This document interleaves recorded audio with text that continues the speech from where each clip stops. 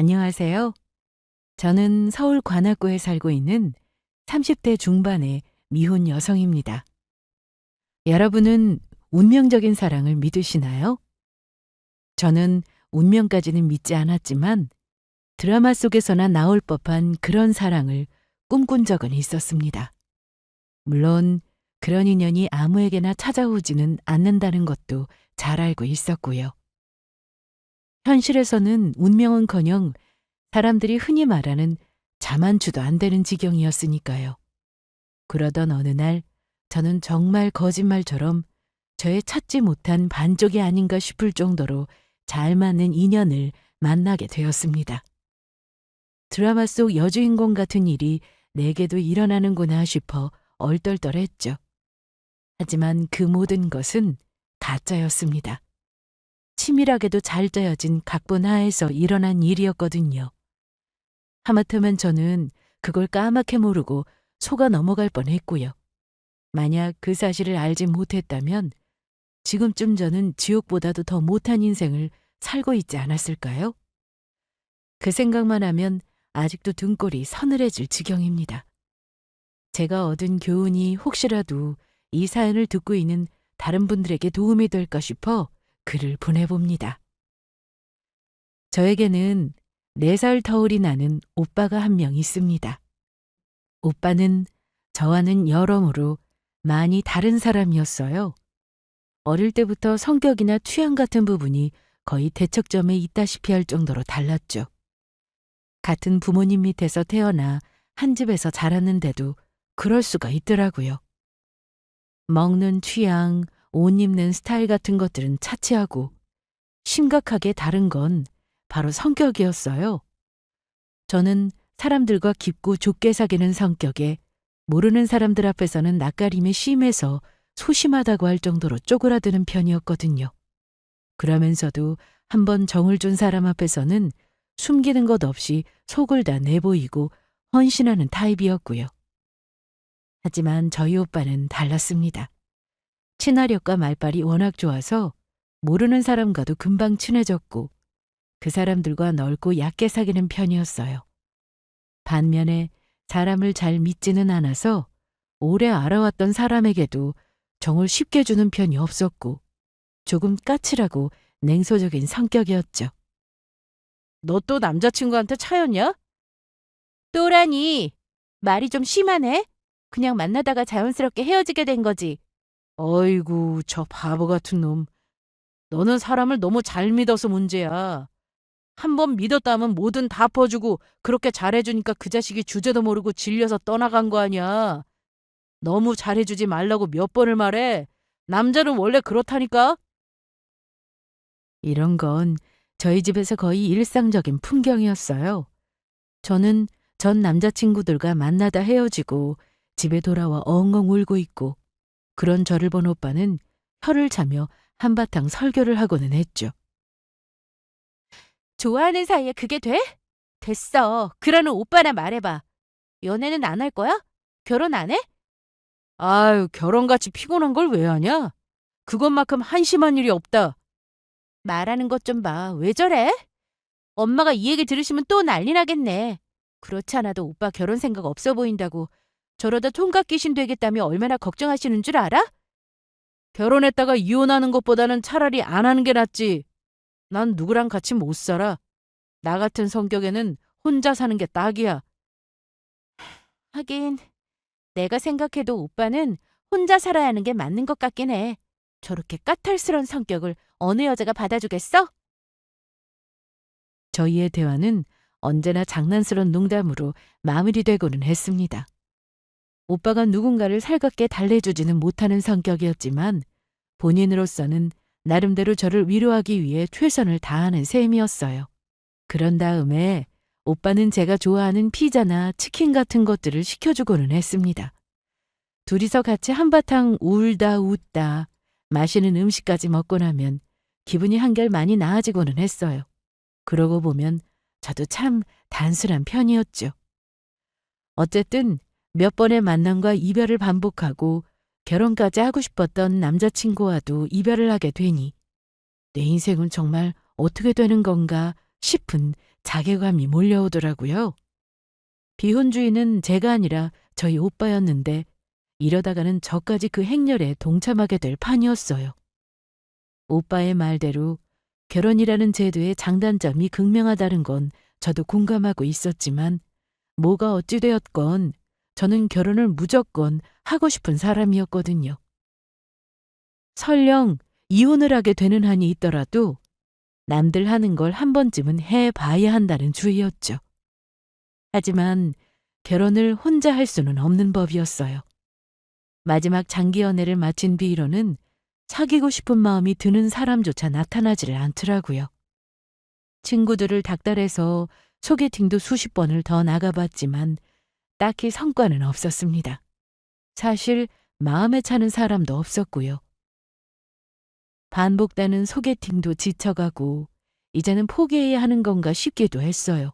하지만 오히려 마음을 놓으니 진짜 인연이 나타나더라고요. 뜻밖에도 그 인연은 생각지도 못했던 곳에 있었습니다. 원래 저는 격주로 복지센터에 가서 거동이 어려운 장애인분들을 돕는 자원봉사를 하는 모임에 나가고 있었거든요. 대학을 다닐 때부터 나가기 시작하던 곳이었는데 회사 때문에 잠시 쉬었다가 최근에 다시 나가기 시작했었죠. 잠시 쉬는 시간에 커피를 마시고 있는데 옆자리에 앉은 어떤 남자분이 먼저 말을 걸어오시더라고요. 안녕하세요. 처음 뵙네요. 원래 여기 나오시던 분이라고 들었는데. 네, 안녕하세요. 저 최근에 1년 정도 쉬었었어요. 회사 일이 너무 바빠서 주말에도 계속 출근을 했었거든요. 도저히 나올 시간이 안 되더라고요. 아, 그러셨구나. 어쩐지 아까 옆에서 보니까 너무 능숙하게 잘하시는 것 같더라고요. 이제 회사 일은 좀 괜찮으신가 봐요? 별로 그렇지도 않아요. 근데 바쁘다는 핑계로 계속 못 나오니까 마음이 좀 그렇더라고요. 그래서 새해 맞이로 다시 결심하고 나온 거예요. 이야기를 나누다 보니 저와 나이가 동갑이고 사는 동네도 그리 멀지 않다는 걸 알게 되었습니다. 그 남자분은 봉사활동에 나오기 시작한 지 이제 꼭 2달째라고 하시더라고요. 이것저것 궁금한 것들을 묻기도 하고 서로 이야기를 주고받는데 또래라서 그런지 이야기가 잘 통한다 싶었습니다. 이곳에 봉사하러 오시는 분들은 대부분 저희보다 나이가 많으셨거든요. 여기까지 직접 운전해서 오시는 거예요? 아, 면허는 있는데 멀리까지 나오기에는 아직 운전은 그렇게 잘하지 못해서 보통 버스 갈아타거나 아니면 아는 분 차에 얻어 탈 때도 있고요. 혹시 다다음 주에 또 나오실 건가요? 그러면 그때는 제가 가는 길에 모시고 갈게요. 에? 아, 아니에요. 그러면 너무 패 끼치는 것 같아서. 에이, 가는 길에 그냥 같이 가는 건데요, 뭘. 저희 동네도 바로 근처잖아요. 저도 혼자 오려니까 심심하더라고요. 원래 오는 길에 같이 태우고 오던 형님이 있었는데 당분간은 못 나온다고 하셨어요. 복지센터는 차를 갈아타고 가야 하는 경기도 외곽의 외진 곳에 있어서 교통이 많이 불편한 편이었습니다. 운전을 직접 하거나 서울에서 출발하는 분들의 차를 얻어 타고 가야만 했었죠. 그것도 아니라면 저처럼 광역버스와 지하철을 번갈아 가면서 환승을 하든가요. 뜻밖의 제안에 저는 그 다음번 방문부터는 수월하게 센터까지 오갈 수가 있었습니다. 차에 타면서는 감사의 의미로 종종 커피를 사드렸고요. 몇 번을 그러다 보니 어느 순간 저희는 자연스럽게 친해지게 되더라고요. 그렇게 친한 친구처럼 지내다 몇 달쯤 지나서부터는 사귀게 되었고요. 남자친구는 저와 관심사나 취향, 무엇보다도 사고방식이 비슷한 사람이었습니다. 그게 저희가 친해지게 된 가장 큰 계기였고요. 우리 둘 다 나이가 조금 있으니까 하는 말인데 혹시 결혼은 언제쯤 하고 싶어? 결혼? 글쎄, 하고 싶었던 나이는 이미 지나긴 했는데 상대가 누군지가 중요하지. 사실 결혼 시기가 중요한 건 아닌 것 같아. 어느 날 문득 남자친구가 저에게 결혼에 대해서 묻더라고요. 이 나이쯤 되어서 하는 연애라 그런지 조금 의외다 싶으면서도 한편으로는 당연하다는 생각이 들기도 했습니다. 친구들 말을 들어보니 요즘은 사귀기 전에 결혼관에 대해서도 미리 다 이야기를 나누고 시작한다고 하더라고요. 상대가 저희 오빠처럼 비혼주의일 수도 있고 혹은 딩크일 수도 있고 그것도 아니라면 서로 결혼을 원하는 시기가 너무 다를 수도 있으니까요. 그런 저의 대답에 남자친구는 고개를 끄덕이며 한층 진지해진 얼굴로 말했습니다. 사실대로 고백하자면 나는 전 여친과 결혼까지 생각을 했었거든. 그런데 결혼하기 직전에 상대 집안 문제 때문에 파혼을 하게 됐어. 그랬어? 그래서 그 뒤부터는 결혼에 좀 신중했으면 좋겠다 싶더라고. 서로 일단 결혼하면 평생을 알아가야 할 사람이기도 하고, 상대방도 마찬가지로 나라는 사람에 대해서 제대로 아는 게 중요하다고 생각해. 나는 이혼은 절대 하고 싶지 않거든. 에이, 이혼을 하고 싶은 사람이 세상에 어디 있겠어. 나도 마찬가지야. 남자친구의 말을 한마디로 요약하자면 결혼을 서두르지 말자는 뜻이더라고요. 서로 시간을 가지고 서로에 대해서 잘 알아본 후에 결혼을 하자는 말이었죠. 저는 의외로 그 말이 안심이 되었습니다. 결혼 시기에 대해서 먼저 말을 꺼내길래 서두르고 싶다는 말인 줄 알아서 걱정을 좀 했었거든요. 오히려 이렇게 진지한 생각을 하고 있다고 생각하니 사람이 조금 다르게 보였달까요? 저도 전 남자친구와는 결혼까지 생각을 했었기 때문에 이해가 되는 말이었고요. 결혼하고 싶었던 사람과 헤어지고 나면 다음 결혼에 대해서는 생각이 조금 복잡해지는 게 사람이더라고요. 연애를 하면서 느끼게 된 점이지만 남자친구는 무척이나 헌신적인 타입이었어요. 데이트는 언제나 제 위주였고 제가 싫어하는 부분은 아예 하지 않거나 그것도 아니라면 시간을 들여서 고치는 편이었죠. 담배 연기가 너무 싫다는 제 말에 담배도 끊었고 술도 줄이더라고요. 제가 어디를 가든 심지어 장거리 운전도 마다하지 않고 저를 태워다 주는 건 일상이었고요. 제 남자친구는 건설회사를 다니고 있었는데 평소에는 회사 일로 많이 바쁜 편이었어요. 출장도 많고 회식도 그만큼 많은 편이었고요. 하지만 아무리 바쁘고 피곤해도 연인 사이의 연락은 기본이라며 꼬박꼬박 연락도 잘했고요. 최소한 일어나서 일어났다는 연락, 잠들기 전에 이제 잘 거라는 연락, 그리고 회식을 마치고 집에 들어갔다는 연락은 무조건 빼먹지 않았죠. 성격도 묻어냈고 그러면서도 소소한 기념일을 잘 챙기는 편이었고 센스도 있었습니다. 아무 날이 아닌 날에도 갑자기 불쑥 꽃다발을 가져와서 내밀기도 했고 제가 말했던 디저트나 소품들을 기억해뒀다가 사들고 와서 깜짝 선물을 하기도 했어요. 남자친구를 만나본 제 친구들도 네 남친 같은 사람만 있으면 다들 왜 결혼을 안 하겠냐며 칭찬할 정도였죠. 저도 남자친구와의 연애에 조금의 불만도 없었습니다. 어느 정도 시간이 지나고 나면 초반의 설렘은 점차 사라지고 슬슬 단점이 눈에 보이기 시작한다잖아요. 그런데 이 결혼은 사귀기 전이나 이후나 그리고 시간이 지난 지금까지도 한결같은 모습이더라고요. 한결같이 저에게 잘해주고 저를 잘 챙겨주었죠. 오히려 제가 너무 무신경한 편이라 그 사람에게 부족한 점이 많았겠다 싶을 정도였어요. 이제는 남자친구가 저희 일상에 스며들었겠다 싶을 정도로 깊숙이 들어와 있는 느낌이었죠. 그 사이에 저도 남자친구에게 정이 많이 들었습니다. 그리고 연애를 한 지 1년이 다 되어가던 어느 날이었어요. 어제 어머니랑 통화를 했는데 아버지가 건강이 조금 안 좋으시다고 하더라고. 정말? 많이 편찮으셔? 많이 그러신 건 아닌데 조금이라도 움직이는 일에 부담이 없으실 때 하루라도 빨리 내가 결혼하는 모습을 보고 싶다고 하시네. 아무래도 결혼식 때문에 한국에 오셔야 하니까. 남자친구의 부모님은 외국에서 사업을 하고 계시다고 들었습니다. 그래서 한국에 있으신 날보다는 해외에 있으신 날들이 더 길다고 했고요. 그래서 남자친구도 어릴 때는 부모님을 따라서 외국 이곳저곳을 돌아다녔었다고 하더라고요. 지금이야 한국이 그리워서 혼자 들어와 살고 있는 상황이었지만요. 그래서 말인데, 혹시 결혼 시기를 앞당길 생각 있어? 혹시 결혼하자는 말이야? 지금? 맞아. 그리고 미안해. 내가 너무 갑작스럽지? 솔직히 말해서 조금 갑작스럽기는 했습니다. 연애 초반에 결혼 이야기를 했을 때만 해도 남자친구가 먼저 결혼은 먼 이후의 일인 것처럼 말했었으니까요. 그런데 1년 만에 벌써 꺼낸다는 이야기가 결혼이라니. 그런 제 생각을 읽었는지 남자친구는 멋쩍게 웃으면서 말하더라고요.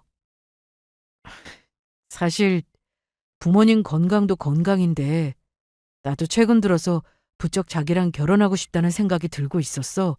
부모님 문제는 개개인 거고.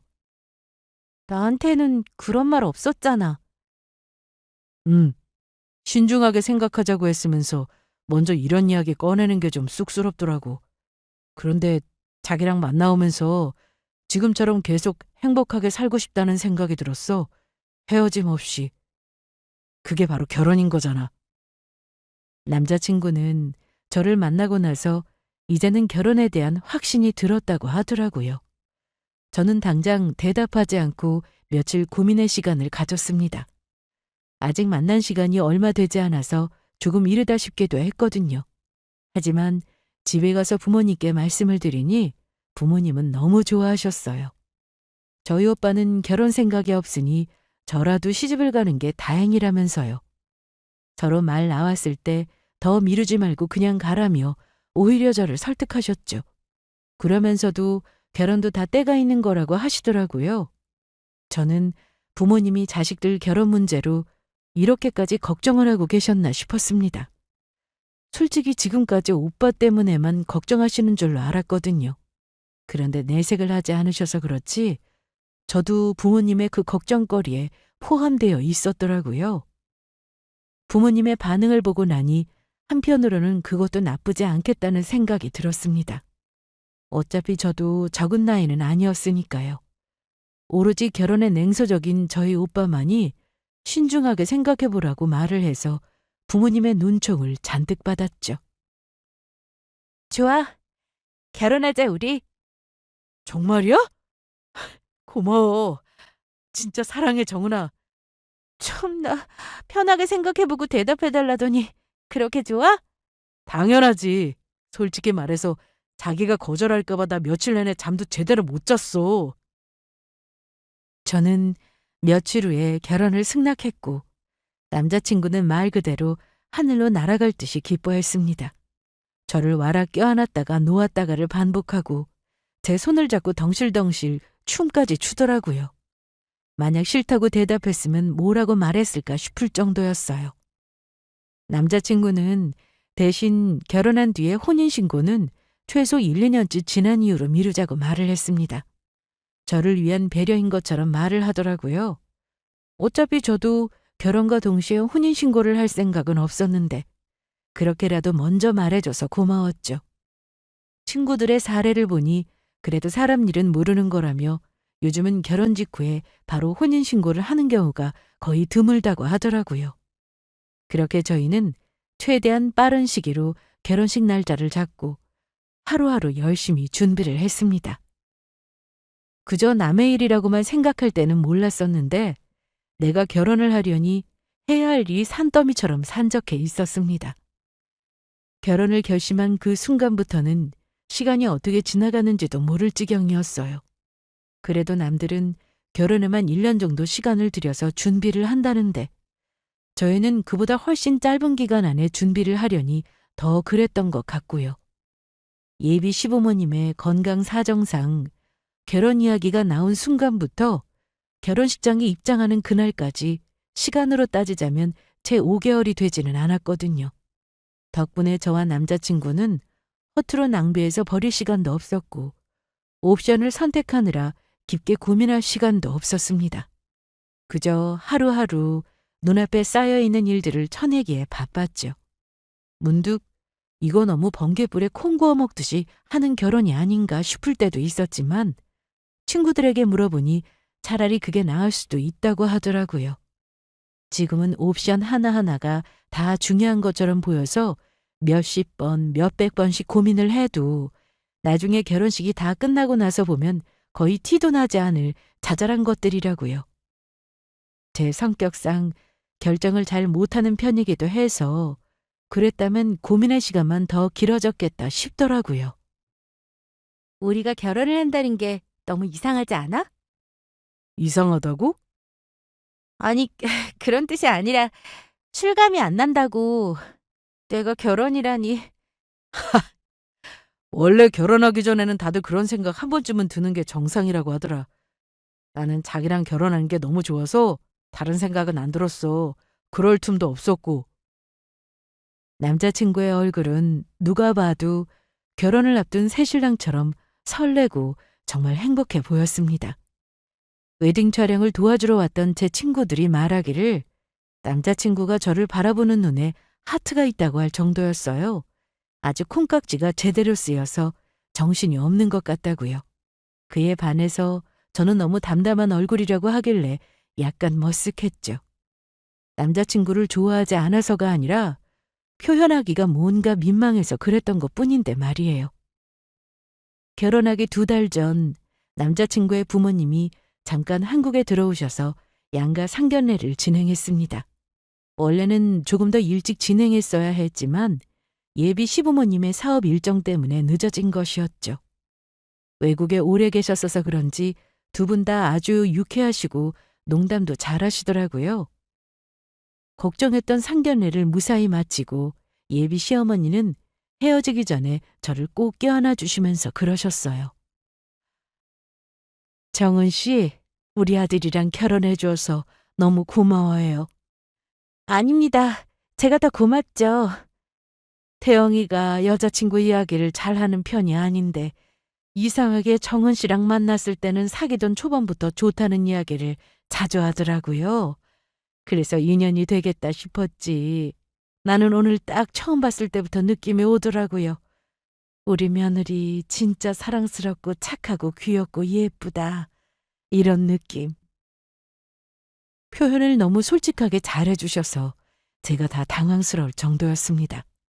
살면서 이런 폭풍 칭찬을 들어본 적이 얼마만인가 싶을 정도로요. 아무튼 예비 시어머니가 저를 잘 봐주셨다니 참 다행이다 싶었습니다.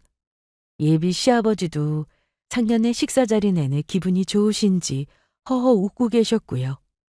저희 부모님이 좋아하셨던 건 말할 것도 없었습니다. 상견례를 마치고 예비 시부모님은 다시 출국을 하셨고 저희는 다시 일상으로 돌아갔어요. 이제는 정말 거의 마무리만 남은 시기였죠. 바쁜 와중에도 결혼식 준비는 수월하게 진행되어 갔습니다. 오래 고민을 할 시간도 없다 보니 오히려 일사천리로 진행이 되더라고요. 남자친구나 저나 결혼식에 크게 욕심이 있는 편도 아니었고요. 남자친구는 제가 하고 싶다는 대로 의견을 대부분 수용하는 편이었어서 애초에 다툴 일 자체도 없었습니다. 딱 한 가지 문제가 있었다면 그건 바로 저희 오빠였어요. 뭐야, 진짜 너무하네. 하나밖에 없는 여동생 결혼식인데 못 온다는 거야? 미안해. 내가 입이 10개라도 할 말이 없다 진짜. 하필이면 그날이 계약하는 날이라서 내가 꼭 가야 하거든. 너무 중요한 건이라 어떻게 연기를 할 수도 없네. 됐어. 일부러 그런 것도 아니고 어쩔 수 없지. 대신에 오빠가 축이라도 넉넉하게 하겠지? 알았다, 알았어. 이 녀석 이거 내가 안 가고 축의금 많이 넣는 게 오히려 더 좋은 거 아니야? 다른 사람도 아니고 정작 저희 친오빠가 제 결혼식에 참석을 할 수가 없었습니다. 하필이면 그날이 회사에서 너무 중요한 계약이 있는 날이라 결혼식 전전날 출국을 해서 결혼식 당일까지 해외에 있어야만 한다고 하더라고요. 처음 그 소식을 들었을 때는 솔직히 말해서 너무 아쉽고 섭섭했어요. 하필이면 날짜를 그렇게 잡은 오빠네 회사가 원망스러워지기까지 하더라고요. 그렇지만 미안해서 어쩔 줄 몰라 하는 오빠 얼굴을 보니 뭐라고 탓할 수도 없었습니다. 오죽했으면 여동생 결혼식에도 올 수가 없을까 싶었고요. 저도 회사를 다니는 사람이니 충분히 이해할 수 있는 부분이었죠. 그리고 대망의 결혼식 날이 되었습니다. 오늘이 지나면 드디어 제가 유부녀가 된다는 사실이 아직도 얼떨떨하더라고요. 아침부터 얼마나 긴장을 했던지 아무것도 먹지 못했는데도 배가 고프지도 않을 정도였어요. 결혼식 준비를 해왔던 것보다도 더 정신없이 결혼식은 정말로 순식간에 끝이 났습니다. 밀려드는 하객들의 축하 인사를 받느라 식순을 떠올리느라 예쁘게 웃으며 힘겹게 사진을 찍느라 무슨 정신으로 서 있었는지도 모를 정도였죠. 한복으로 갈아입고 식사를 하고 있는 테이블을 돌며 하객들에게 인사까지 다 마치고 돌아온 순간 그제야 긴장이 풀리면서 저는 대기실 소파 위에 늘어지듯 누웠습니다. 갑자기 지금쯤 해외에서 열심히 일하고 있을 오빠가 생각이 나더라고요. 오늘 이 자리에 함께 참석할 수 있었으면 얼마나 좋았을까 하는 생각만 들었어요. 연락을 해볼까 싶어서 핸드폰을 열어보니 성격 급한 친구들이 벌써 하나둘씩 결혼식 영상을 저에게 보내주고 있었습니다. 저는 그 영상과 사진들을 살펴보다가 그중 몇 개를 골라서 오빠에게 전송을 했어요. 이걸 보면 뭐라고 할까, 무슨 반응을 보일까 기대하면서요. 그런데 몇십 분쯤이나 지났을까요? 답장 대신에 오빠에게서 전화가 걸려왔습니다. 저는 웃으면서 얼른 전화를 받았어요. 이게 누구야? 오늘 결혼식에 못 오신 오라버니 아니신가? 하나밖에 없는 여동생 웨딩드레스 입은 모습 보니까 어때? 너무 예쁘지? 정은아, 너 지금 어디야? 그런데 오빠의 반응이 영 이상하더라고요. 제 농담을 받아칠 생각을 하지는 않고 다짜고짜 어디냐고 묻더라고요. 어디긴 어디야. 아직 결혼식장이지. 조금 있다가 곧 비행기 타러 갈 거야. 신혼여행 가야지. 오빠는 어디길래? 계약 잘 끝났어? 야, 안 돼! 너 절대로 그 비행기 타면 안 돼! 그게 무슨 소리야? 가서 설명해 줄게. 나 여기 지금 계약 다 끝났으니까 바로 한국으로 갈게. 너 무슨 핑계를 대서든지 절대로 신혼여행 가지 말고 기다려? 무슨... 아니 이게 무슨 말이야? 제대로 이야기 좀 해줘봐. 네 남편이랑 그 집안 식구들 절대로 믿으면 안 돼. 오빠가 가서 설명할게. 오빠는 이렇다 할 자세한 설명도 없이 무조건 자기 말을 믿고 가지 말라는 말만 반복해서 남기고는 전화를 끊었습니다.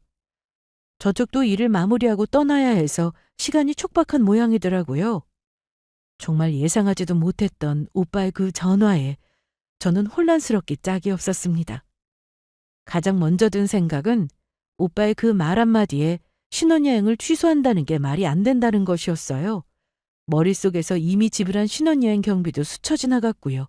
무엇보다 이제 막 식을 올린 남편에게 이 사실을 어떻게 설명을 해야 할지도 마땅히 떠오르지 않았습니다. 당연히 신혼여행을 가는 게 맞았죠. 하지만 또 막상 오빠의 말을 무시할 수도 없었습니다. 그러기에는 방금 전 오빠의 목소리가 너무나도 진지하고 다급해 보였거든요. 평소에 하늘이 무너진다고 해도 여유가 넘치고 늘 침착하던 오빠의 모습이 아니었어요. 물론 오빠가 옛날부터 저와 농담도 많이 하고 장난도 많이 주고받는 사이기는 했습니다. 하지만 절대로 이런 중요한 일로까지 장난을 칠 사람은 아니었어요. 결국 저는 선택의 기로에 놓여 이러지도 저러지도 못한 채 한참을 어쩔 줄 몰라 하고 있었습니다. 저는 잠시 화장실에 간다는 핑계를 대고 일단 몸을 피해서 생각을 정리했어요. 그러고 있는 사이 제 핸드폰으로는 오빠에게서 메시지 한 통이 더 날아들었습니다. 나 지금 공항에 가고 있어. 제일 빠른 항공편으로 출발할게. 오빠 말 믿어, 정은아. 가서 자세히 설명할 테니까 절대로 신혼여행 가지 말고 기다려야 해. 마치 제가 고민하고 있다는 사실을 눈치라도 챈 것 같은 내용이었어요. 살면서 오빠로부터 평생 처음으로 받아보는 듯한 그 다급한 메시지에 저는 결국 마음을 정했습니다. 그리고 사촌동생이라고 했던 사람과 이야기를 나누고 있는 중인 남편에게로 뛰어갔어요. 태영아, 이거 어떡하지? 무슨 일이야? 나 회사에서 방금 연락이 왔는데 저번 주에 마무리했던 프로젝트에 문제가 생겼나 봐. 회사가 지금 발칵 뒤집혔대. 당장 들어오라는데 어쩌지? 그러자 남편은 크게 당황한 얼굴로 되물었습니다. 뭐? 당장 들어오라니. 회사에서 오늘 우리 결혼식인 거 몰라? 그럼 신혼여행은 어쩌고? 회사에서도 알지. 왜 몰라. 근데 정말 미안하다고 신혼여행 며칠만 미룰 수 없겠냐는데? 나도 안 된다고는 했는데 이거 지금 당장 수습하지 않으면 진짜 큰일 나는 거라서 아무래도 내가 꼭 가봐야 할 것 같아. 어쩌지? 꼭 자기가 안 가면 안 되는 일이야? 다른 사람한테 맡길 수 없어? 내가 그 프로젝트 책임자잖아. 다른 사람들은 세부적인 내용은 잘 몰라서 내가 꼭 가야 해. 남편은 순간 어이가 없다는 얼굴을 하고는 저를 쳐다보더라고요. 몇 시간 후면 신혼여행지로 출발을 해야 하는데 제가 저 입장이었어도 아마 그랬을 겁니다. 남편의 얼굴을 보자 마음이 조금 흔들리는 걸 느꼈지만 이제 와서 어쩔 수가 없더라고요. 저는 단호한 얼굴로 다시 한번 말했습니다.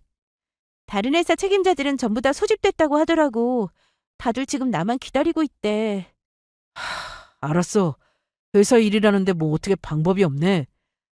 진짜 미안해. 그리고 이해해줘서 너무 고마워. 그럼 나 일단 부모님께 말씀만 드리고 먼저 가볼게. 여기는 자기가 마무리 좀 해줘. 알았어.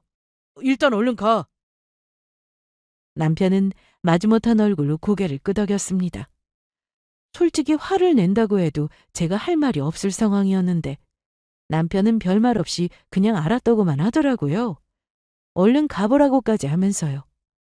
이렇게나 배려심이 있는 사람인데 정말 오빠 말이 사실이 아니면 어쩌지 하는 걱정이 들었습니다. 뭔가 오해가 있었던 거면 어떡하지 하는 생각이었죠.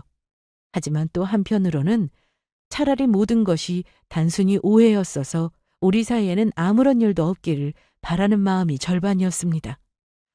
저는 복잡한 마음을 안고 얼마 남지 않은 하객들을 배웅하고 있는 부모님을 찾아갔어요. 제가 가까이 다가갔더니 두 분 다 활짝 웃으시면서 저를 반기시더라고요. 저는 잠시 양해를 구하고 부모님을 아무도 없는 장소로 모시고 나왔습니다. 엄마, 아빠, 드릴 말씀이 있어요. 무슨 일이 있어? 너 얼굴이 왜 그래? 그게 방금 전에 오빠한테서 전화가 왔었는데요. 저는 부모님께 지금까지 있었던 모든 일들을 사실대로 설명했습니다. 그래서 신혼여행을 일단 미루기로 했다는 것과 남편에게는 회사 일이라고 설명을 했다는 것까지 전부 다요. 부모님께는 우선 자세한 설명 없이 회사에 일이 있다고만 말씀을 드릴까도 생각했었지만 이해를 못하실 것 같아 대충이라도 말씀을 드려야 할 것 같더라고요. 당연히 오빠가 그런 말을 했다는 사실에 부모님은 너무나 놀라셨습니다. 그리고 아빠가 굳은 얼굴로 한숨을 내쉬셨어요. 무슨 일인지는 모르겠지만 일단 오빠가 돌아와야 자세한 사정을 알 것 같다고요. 하지만 네 오빠가 허튼 소리 할 사람은 아니니 기다려보자고 하시더라고요. 저도 동감했습니다. 그래서 저는 급하게 회사를 가는 척을 하고 일단 그 자리를 빠져나왔어요. 그리고 만 하루가 지나기 전에 오빠가 한국에 도착했습니다. 저는 부모님과 함께 공항으로 오빠를 마중 나갔어요. 걱정을 많이 하실 것 같아서 두 분은 그냥 집에 계시려고 만류했지만 그 잠시도 못 기다리시겠다며 같이 가겠다고 하시더라고요. 하는 수 없이 제가 두 분을 모시고 공항으로 직접 나갔죠. 게이트가 열리고 빠른 걸음으로 달려오다시피 하던 오빠는 맞은편에 서 있던 제 얼굴을 보자마자 한숨을 내쉬었습니다. 그리고 돌아오는 길에 모든 진실을 들을 수가 있었어요. 제 친구 김수아 아시죠? 중학교 때부터 저랑 친하게 지냈던 친구요. 수아, 알지? 형규 너랑 대학도 같은 곳에 갔잖니. 그런데 갑자기 그의 이야기는 왜? 수아라면 저도 아는 이름이었습니다. 친구는 많아도 정말 친하게 지내는 친구는 몇 없는 저희 오빠에게 절친이라고 할 수 있는 몇 안 되는 언니였거든요. 오빠가 그 언니의 결혼식에서 축가를 불렀던 걸로 기억하고요. 귀에 익숙한 이름이 나왔지만 갑자기 그 이야기를 하는 이유를 몰라 저희는 모두 어리둥절한 얼굴이었습니다. 수아가 전 남편이랑 이혼했다는 말씀은 전해 드렸었죠? 그래, 기억하는구나. 아주 악질인 놈을 만났었다면서? 네. 지금부터 할 말은 정인이 너도 놀라지 말고 들어. 그 수아 전 남편이 바로 저놈이에요. 정은이 남자친구라는 놈이요. 정은이가 보내준 사진 보니까 바로 알겠더라고요. 뭐, 뭐라고? 형규야, 너 뭐 오해가 있는 거 아니니? 잘못 본 거 아니야? 그 순간 저희 식구들은 모두 경악한 나머지 입을 다물지를 못했습니다. 저는 기가 막혀서 할 말을 잃었고요. 엄마는 무슨 말도 안 되는 소리냐며 되묻는 목소리까지 떨리셨어요. 하지만 오빠는 단호했습니다. 제가 축가까지 불렀었는데 그걸 잘못 받겠어요? 저놈 얼굴만 봤으면 긴가민가 했을 수도 있었는데 저놈 이름에다가 그 부모 얼굴까지 보니까 확실하게 기억났어요. 그놈 아버지라는 사람이 약간 걸음 불편하죠? 그때도 그랬거든요. 그 인간들 전부 다 사기꾼이에요. 이어서 오빠가 들려준 사연은 충격적이게 짝이 없었습니다. 수아 언니도 저와 똑같은 수법으로 당했다고 하더라고요. 결혼 정년기의 여자를 골라 온갖 가머니설로 간에 쓸개까지 다 빼다 바치는 척하면서 일단 여자의 호감을 산다고 했어요. 그리고 결혼에는 진지한 척하더니 1년쯤 지나서는 부모님 건강 운운하면서 갑자기 결혼을 서두르고 싶다고 말하고요. 일단 그렇게 결혼에 성공하고 나면 본색을 드러낸다고 하더라고요. 결혼 후에는 사업이니 뭐니 온갖 핑계를 대서 여자랑 여자 집안 쪽 돈은 다 가져다 쓴대. 수아도 그렇게 뜯긴 돈이 얼마나 많은지 몰라. 그 똑똑한 애가 그렇게 당할 정도면 한두 번 해본 솜씨가 아닌 인간들인 거지. 세상에. 그리고 적당히 돈 뜯어낸 후에는 완전히 개차반으로 굴어서 여자 입에서 결국 못 살겠다 소리가 나오게 만들어. 그 뒤에는 헤어져 준다는 조건으로 또 돈을 뜯어내고. 심지어 시부모의 직업과 학력, 고향까지도 전부 다 사기라고 하더라고요. 수아 언니는 그걸 헤어진 이후에나 알게 되어서 어쩔 수가 없었다고 했어요. 더 이상은 얽히기도 싫어서 그냥 그 길로 인연을 끊었다고 했고요. 그것도 다 언니가 어느 정도 사는 집인데다가 언니랑 언니네 식구들이 워낙 순한 사람들이라 가능했던 일이었겠죠. 누울 자리를 보고 발을 뻗는다는 말도 있잖아요. 정말 미친 인간들 아니냐는 소리가 절로 나오더라고요. 그리고 오빠는 저와 부모님에게 사진과 동영상들을 보여주었습니다. 한국으로 오는 길에 오빠가 수아 언니에게 연락을 했다더라고요. 저 인간들 얼굴 나온 것들 좀 보내달라고요. 기가 막히게도 그 영상과 사진 속의 주인공들은 전부 예비 시부모와 제 남편 놈이 맞았습니다. 수아 언니와 함께 아주 행복하게도 웃고 있더라고요. 엄마는 다리에 힘이 풀리셨는지 그 자리에 주저앉으셨어요. 아빠는 그런 엄마를 부축하며 착잡한 얼굴로 침묵만 지키고 계셨고요. 저는 그 모든 상황이 믿어지지가 않았습니다. 사람이 갑자기 수용할 수 있는 한계 이상의 정보를 받아들이게 되면 앞이 하얗게 변하더라고요. 저도 살면서 이런 경우가 없었던 터라 처음 알게 된 사실이었죠. 마치 이명처럼 소리가 울리면서 귀까지 먹먹해지고 머리가 핑 돌아서 순간적으로 아무런 생각도 할 수가 없었습니다. 한참 후에 그 모든 일들이 머릿속에서 정리가 되고 나자 밀려드는 것은 남편 놈과 저 집안 사기꾼들을 향한 분노였습니다. 사람을 도대체 얼마나 만만하게 봤길래 감히 이런 짓을 벌일 수가 있는지.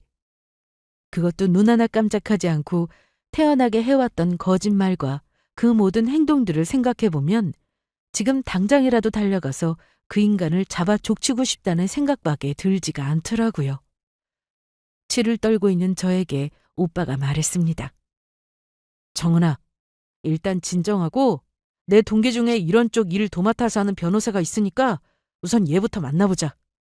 알았어. 그 와중에도 저희 오빠는 차분하게 뒷일까지 생각을 했더라고요.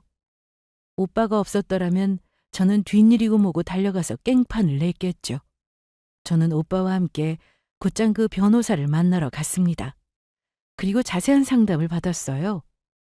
저는 회사 일로 눈코 뜰 새 없이 바쁜 척을 하면서 그 사이에 시간을 벌어 모든 증거들을 수집하고 정리했습니다. 변호사의 지시대로 애매한 증거들은 그 인간과 재차 연락을 해서 입에서 확실한 증거로 나오도록 만들기도 했고요. 그리고 수아 언니와도 연락을 해서 둘이서 함께 저 인간과 그 집안 식구들을 모두 사기죄로 고소를 했습니다. 모든 결혼 준비 비용과 기타 재산적 손해, 그리고 정신적 피해에 대한 민사소송도 함께 걸었고요. 재판 과정에서 저 인간이 혐의를 부인하는 바람에 저는 증인으로 법정에까지 서야 했습니다. 법정에서 저를 노려보며 헛소리를 해대는 꼴이 자기 반성이라고는 조금도 없는 모습이더라고요. 덕분에 저 인간은 괘씸죄가 적용이 되어서 더 강력한 처벌을 받아야 했고요. 그 와중에 드러난 범죄 사실들은 가관도 아니었습니다. 저와 수아 언니의 이전에도 똑같은 사기를 친 전적이 있었다더라고요. 그쪽의 피해액이 훨씬 더 큰 규모였고요. 결국 저 인간과 그 집안 식구들은 교도소로 들어갔습니다. 사실 들어갔어도 진작에 들어갔어야 할 곳이었죠. 제 뒤로 더 이상 다른 피해자가 나오지 않는다는 것만도 다행이다 싶을 정도였습니다. 모든 일이 마무리되고 난 뒤에 저는 진이 쭉 빠졌습니다.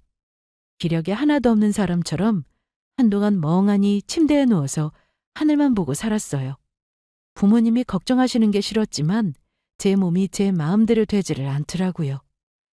회사에도 휴가를 내고 방에 틀어박혀 있기를 일주일 정도 했을 때 오빠가 갑자기 제 방에 노크를 하고 들어오더라고요. 정은아, 잠깐 나와봐. 왜? 나 그냥 방에 있고 싶은데. 뭐라도 먹어야 할 거 아니야. 일단 나와. 이거 먹고 다시 들어가든가 말든가. 너 좋아하는 거 시켜놨어. 아무것도 먹기 싫다는 제 대답에도 오빠는 침대에서 저를 일으켜 거의 끌고 가다시피 방 밖으로 데려나갔습니다. 마지못해 거실로 나갔더니 거실 테이블 위에 피자와 치킨을 시켜놨더라고요. 어릴 때 저를 달래줄 때마다 그랬던 것처럼요. 그것도 얼마나 많이 시켜놨는지 2박 3일을 먹어도 모자랄 만큼의 양이었어요. 그제서야 저는 피식 웃음이 나왔습니다. 정말 얼마 만에 이렇게 실컷 웃어보는지. 변호사와 상담을 받으면서 정말 놀랐던 것은 이런 말도 안 되는 일이 이 세상에 비일비재하게 많다는 것이었습니다. 오죽했으면 오빠 친구라는 변호사가 맞는다는 일이 죄다 이런 일일 정도로요. 안타깝게도 누구에게나 닥칠 수 있는 일이더라고요. 그냥 운 나쁘게도 재수가 없으면 내게 걸리게 되는 일이라고요. 그러니까 너무 자책하지 말라는 위로를 건넸습니다. 상대는 전문 사기꾼 집단이고 사기를 치는 데는 프로들이라면서요. 저쪽에서 마음만 먹으면 일반인들은 절대로 피할 수도 없고 알면서도 당하게 되는 게 이쪽 일이더라고요. 세상에 악의를 가진 인간들이 그렇게나 많고 인간 같지도 않은 범죄를 저지르며 사는 경우도 이렇게나 많다는 걸 저는 그때야 알게 되었죠. 다행히도 저는 이제는 몸과 마음이 모두 회복되어 다시 일상을 살아가고 있습니다. 회사에도 다시 출근을 해서 열심히 일을 하고 있고요. 비록 원래의 모습대로 되돌아가기까지는 아직 시간이 조금 더 필요할 것 같지만 그래도 하루하루 예전처럼 살다 보면 금방 가능해질 거라고 믿고 있습니다. 그리고 저도 오빠처럼 결혼에 대한 관점이 조금 바뀌기는 했어요. 이혼을 하더라도 남들이 다 하는 결혼을 한 번쯤은 해보고 싶다 해서 이혼을 할 바에는 차라리 안 하는 게 낫다로요. 이런 제 결심을 듣고 오빠는 그저 웃기만 하더라고요. 오늘도 뉴스를 보고 있는데 신분과 명의를 도용해 결혼 사기극을 저지른 남자 이야기가 나오고 있더라고요. 엄마는 조용히 제 눈치를 살피며 채널을 돌리셨죠.